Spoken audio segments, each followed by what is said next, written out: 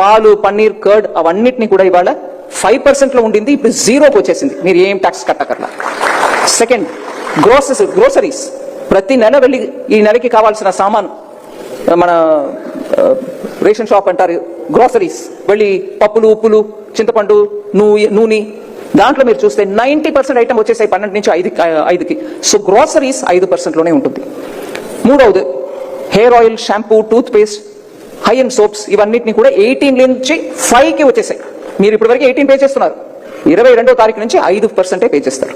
సరే, బటర్, ఘీ, యుటెన్సిల్స్, ఇంటికి కిచెన్ కావాల్సిన గిన్నెలు, ఇంకా ఆల్ వెసల్స్, అట్లాగే బటర్ అండ్ ఘీ 12 నుంచి 5కి. Social protection coverage surges from 19% to 64% in 64% in a decade. Social protection అప్పుడు ఇన్సూరెన్స్ ఇవన్నీ కూడా ఎక్కువ మంది తీసుకుంటున్నారు, దాంట్లో కూడా రేట్ రిడక్షన్ తీసుకొచ్చాం.